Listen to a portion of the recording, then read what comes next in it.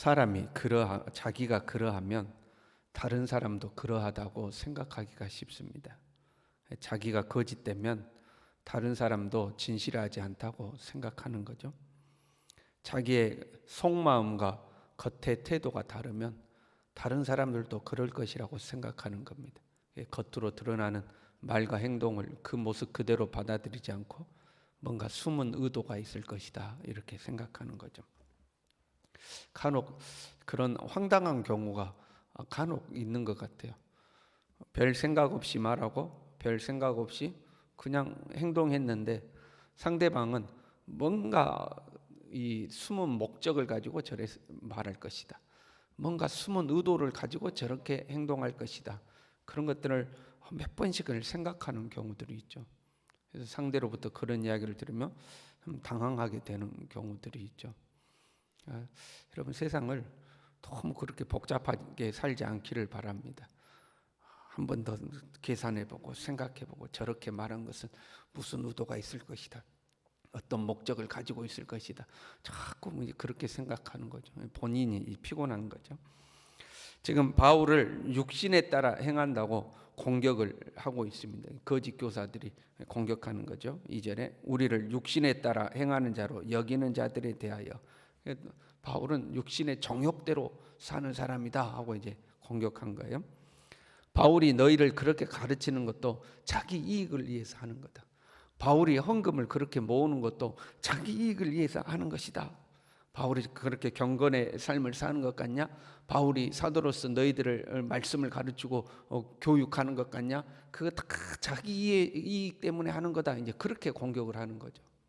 그러니까 순수하게 하나님 말씀을 가르치고 순수하게 경건의 삶을 사는 거다. 그 있는 모습 그대로 받아들이는 것이 아니라 그렇게 가르치는 것은 이런 의도가 있기 때문이다. 저렇게 행동하는 것은 저런 의도가 있는 것이다. 하고 그것들을 이제 그렇게 비난을 한 거죠. 그러니까 오늘날도 이런 사람들이 간혹 있어요.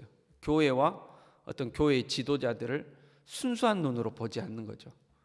뭔가 의심의 눈초리로 바라보는 거죠. 안 믿기 때문이고, 그러니까 안 믿는 사람들은 안 믿기 때문에 그렇게 볼 수 있죠. 육적인 거죠. 교회를 순수하게 보지 않는 거죠. 그런데 성도들 중에서도 그런 어떤 의심의 눈초리로 보는 사람들도 있죠. 안 믿는 사람들은 안 믿으니까 교회와 목회자들을 못 믿는다고 치고, 근데 성도들 중에서도 교회와 목회자들을 못 믿는 성도들이 있죠. 무슨 말을 하든 어떤 행동을 하든 의심의 눈초리로 보는 겁니다. 아마 신앙생활 하면서 안 좋은 경험들이 쌓여서 그런 부정적인 시선을 가지게 됐을 수도 있어요. 교회에서 안 좋은 모습을 보고 목회자들이 안 좋은 모습을 보아서 교회 믿을 것 못해, 목회자 믿을 것 못해 이렇게 됐을 수도 있죠. 그런데 그런 경험들 때문이라 할지라도 내가 그런 부정적인 사람이 되었다. 그럼 나만 손해죠. 그렇지 않습니까? 내가 세상을 부정적으로 바라보는 사람이 되었다면 나만 손해인 거죠. 바울은 자신의 이 사도의 권위를 거부하는 자들, 그것들을 부정적으로 보는 사람들, 육적이라고 한 번 더 뒤집어서 보는 사람들에 대해서 이제 경고하고 있죠. 1절에요. 너희를 대면하면 유순하고 떠나 있으면 담대한 나 바울, 이런 표현이 나와요. 언뜻 보면 좋은 표현인 것 같은데 이거는 약간 이상한 표현입니다. 유순한이란 단어는 비천한, 겸손한 그런 단어인데 비열함을 나타낼 때 쓰는 단어입니다. 이 부정적 의미로 쓰이는 단어예요. 유순하고 담대하다라는 말은 바울을 대적하는 자들이 바울을 비꼴 때 하던 이야기였습니다. 같이 있으면 소심해가지고 말도 잘 못하면서 저 멀리 떨어져 있을 때는 자기가 용감한 척 말만 잘하더라, 이런 표현인 거죠. 그 표현을 바울이 그대로 받아가지고 그래 나 같이 있으면 소심하고 멀리 있을 때만 큰 소리 치는 나 바울은 이제 이런 의미입니다. 바울을 비난한 소리를 바울이 그대로 받아들여가지고 너희를 대면하면 유순하고 떠나 있으면 담대한 나 바울은 하고 거짓 교사들을 비난하는 말을 그대로 받아서 그래 나 그런 바울은 하고 지금 이야기를 하고 있는 거죠. 그러면서 2절에요. 우리를 육신에 따라 행하는 자로 여기는 자들에 대하여 내가 담대히 행한다. 담대히 행한다는 것은 강경한 태도로 행동하는 것을 말해요. 나를 그렇게 비난하고 비꼬는 자들에 대해서 내가 담대하게 그들에게 맞서겠다 하는 의미죠. 그러면 바울이 그들과 맞서가지고 치고받고 싸웠냐? 그런 건 아닙니다. 3절에요. 육신으로 행하나 육신에 따라 싸우지 아니하노니. 그들에 대해서 담대한 태도로 내가 강경하게 대하겠지만 그렇다고 해서 육신을 따라서 싸우는 것은 아니다 하는 거죠. 육신을 입고 있으니까 육신으로 행한다 이렇게 표현한 거예요. 그러나 육신의 정욕을 따라 싸우는 것은 아니다 하는 거죠. 육신에 속한 것이란 사람의 지혜, 어떤 사람의 철학 이것들과 함께 사람의 학벌, 사람의 출신, 사람의 소유 이 모든 것들이 다 육신에 속한 거죠. 그러니까 거짓 교사들이 있다 그러면 바울이 가서 야, 너 어느 학교 나왔어? 네 출신이 어디야? 너 누구 밑에서 배웠어? 이제 이렇게 싸우는 거죠. 그건 이제 육신대로 싸우는 거죠. 너는 공부를 어디에서 공부했길래 그런 이론으로 나를 공격해? 하면서 이제 그렇게 싸우는 것은 육신대로 싸우는 겁니다. 4절에요. 우리의 싸우는 무기는 육신에 속한 것이 아니요 오직 어떤 견고한 진도 무너뜨리는 하나님의 능력이라. 우리는 육신을 가지고 뭐 너 학벌이 어디야, 공부 어디만큼 했어, 네 소유가 얼마나 돼, 너 인맥 어떤 거야, 뭐 이런 걸로 서로 공격하고 싸우는 것이 아니라 하나님의 능력으로 우리는 싸운다. 하나님의 능력을 가지고 싸운다 하고 기록하죠. 그러니까 영적인 능력, 영적인 파워를 가지고 싸운다 하는 거죠. 에베소서 6장에 바울은 이렇게 기록했었죠. 우리의 싸움은 혈과 육에 대한 것이 아니요 혈과 육으로 싸운 것이 아니다 하는 거죠. 오히려 이 어둠의 권세들과 싸우기 위해서 하나님의 전신갑주를 입어라, 영적 무장을 해야 된다 하고 이야기하고 있습니다. 진리의 띠를 띠고 의의 흉배를 붙이고 평안의 복음에 예비한 것으로 신을 신고 믿음의 방패를 들고 구원의 투구를 쓰고 그 다음에 성령의 검 곧 하나님의 말씀을 가져라. 나머지는 다 방어 무기거든요. 오직 이 성령의 검만이 공격 무기죠. 하나님의 말씀으로 무장하여 공격하는 거죠. 거기에 바울의 능력이 있었습니다.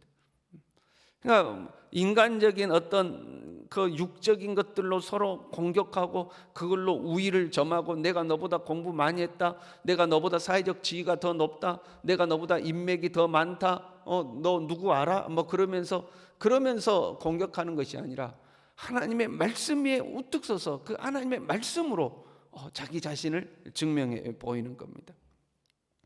안타까운 것은 오늘날 우리도 육적인 무장만 하는 것 같아요. 육적인 것만 우리가 자꾸 싸우죠. 세상에서는 우리 학력과 이력을 집중적으로 봅니다. 여러분, 학력을 보는 것이 꼭 나쁜 것은 아니죠. 아이들이 간혹 물어볼 때가 있어요. 왜 공부해야 됩니까? 가만 보니까 학교에서 배운 거하고 사회생활하고 별로 그 관계가 없어 보이거든요. 내가 사회생활할 때 학교에서 배운 것이 별 쓸모가 없어 보여요. 그럼 왜 공부해야 되냐고 물어보죠. 그럼 그렇게 대답합니다. 내가 공부한 어떤 성적들은 그 사람의 지적인 능력과 동시에 성실함을 보여준다 하는 거죠. 그렇잖아요. 이 사람이 얼만큼 성실하게 살았는가, 그것이 학창 시절의 성적으로 나타나는 거죠. 그래서 어떤 그런 성적이라든가 이런 것을 보는 거죠. 그러면 세상에서는 그렇다 치고 교회에서는 어떤가 하는 거죠. 그럼 목회자를 청빙한다 그러면 뭘 보죠? 학벌을 봅니다. 학벌을 굉장히 중요하게 보죠. 목회자도 지도자이기 때문에 공부를 많이 해야 하는 것은 사실입니다. 그런데 이게 아이러니한 것이 공부를 많이 한 것과 목회를 하는 것이 꼭 비례하는 것은 아닙니다. 그러니까 공부를 많이 했다고 경건 생활도 성실하게 했냐? 꼭 그건 아니죠. 오히려 반대의 경우들도 많습니다. 공부하느라 경건 생활을 소홀히 하는 경우도 많이 있습니다. 어떤 분들은 또 그렇게 생각할 수도 있죠. 열심히 공부하는 것이 곧 경건 생활이나 다름없다. 사실 그 말치레일 뿐입니다. 전혀 다르죠. 공부하는 것과 공부로 지적인 훈련이 되는 것과 기도로 경건의 훈련이 되는 거, 이거는 전혀 다른 겁니다. 그러니까 공부는 많이 했는데 어떤 경건의 문제, 영적인 문제에 직면하면 정말 무능력한 사람들도 많이 있습니다. 이게 참 아이러니한 거예요. 그럼 또 공부를 안 했다고 경건 생활을 열심히 하냐? 또 그것도 아니죠. 그것도 아니죠. 그래서 제가 부교육자로 있을 때 저도 참 고민을 많이 했었어요. 공부를 계속 해야 되냐 안 하느냐. 왜냐하면 교회에서 그것들을 요구하기 때문에 그렇죠. 더 높은 학벌을 요구하기 때문에 아마 지금 부교육자들은 그런 고민들이 많을 겁니다. 그래서 다 빚을 내서 공부하고 학이라도 하나 더 따려고 그러고 뭐 그런 고민들과 그런데 이제 에너지를 쓰는 거죠. 어떤 교회의 이런 흐름들이 바뀌지 않으면 그런 고민들 속에서 계속해서 이게 악순환이 반복되지 않을까, 이제 이런 생각들이에요. 그러니까 교회에서도 그런 걸 중요하게 생각하는 거죠. 겉으로 드러나는 무언가, 이게 이제 중요한 시대죠. 이번 주에 노회가 있었거든요. 이번 주 노회를 갔더니 노회에서 총회에 보낼 총대를 뽑는 겁니다. 그러면 그 총대들을 소개하는 벽보가 이렇게 딱 붙어 있거든요. 그 총대 뽑는 벽보에도 아무개 목사 적어놓고 학교는 어디 나왔고 어디 나오고 이걸 막 다 적어놓는 거예요.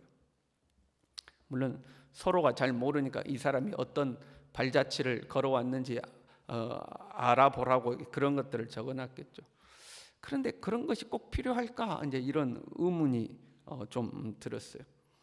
그러니까 교회의 어떤 모든 것들도 세상에서 보는 기준들과 거의 이제 비슷해지는 거죠.